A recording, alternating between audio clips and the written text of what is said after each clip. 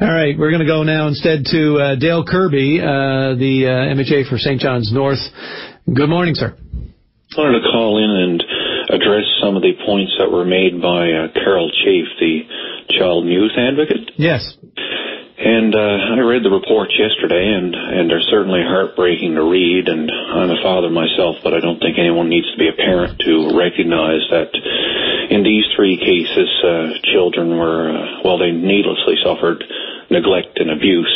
And the Department of Child, Youth and Family Services was created back in 2009. We were told that this action would help to prevent such instances of neglect and abuse. And, we were told that government was creating a more responsive system. And from what Ms. Chafe has had to say, that's clearly not happened. And, time and again, the reports point out that oversight by the department is not sufficient or uncoordinated, etc. So now that this fact has been exposed, I think the onus is now on the minister, Charlene Johnson, to take some action and to keep that promise for the sake of the safety and security of our children.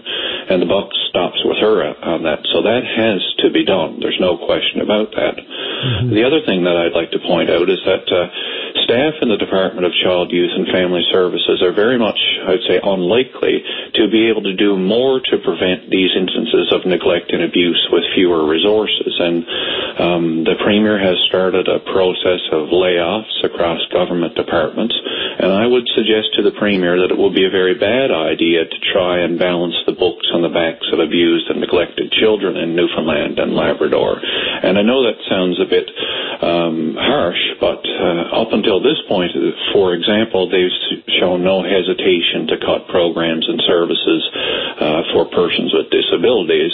So I think that there is a cause for concern there. No, there's no question that if they haven't been able to do the job, as Ms. Chafe suggests, then certainly they're not going to be able to do it with less. And we know that they have less now after some recent job cut announcements.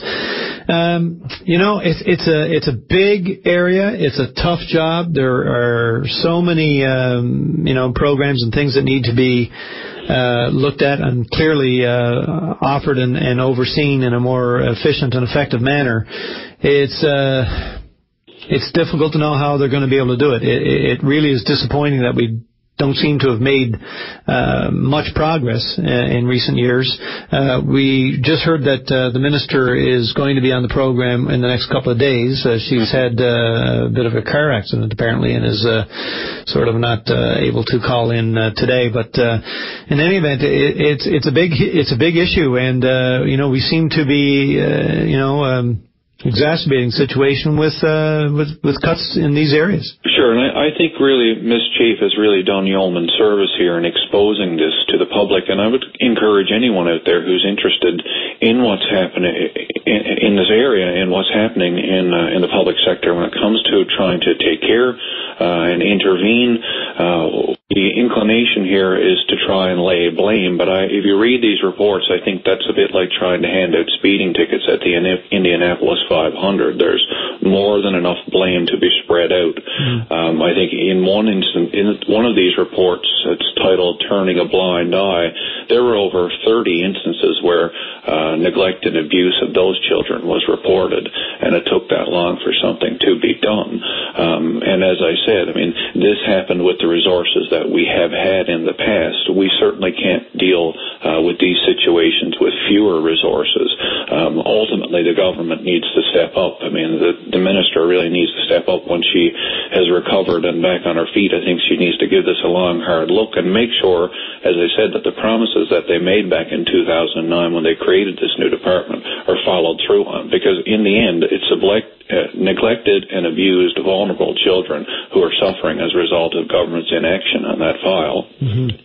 Certainly, if we can't protect and assist the most vulnerable, then it doesn't speak well for what else we can do as a government and as a province. That's the most basic thing I think that government can do, is to take care of the most vulnerable amongst us. And if they can't accomplish that, then they should turn the steering wheel over to somebody else who can.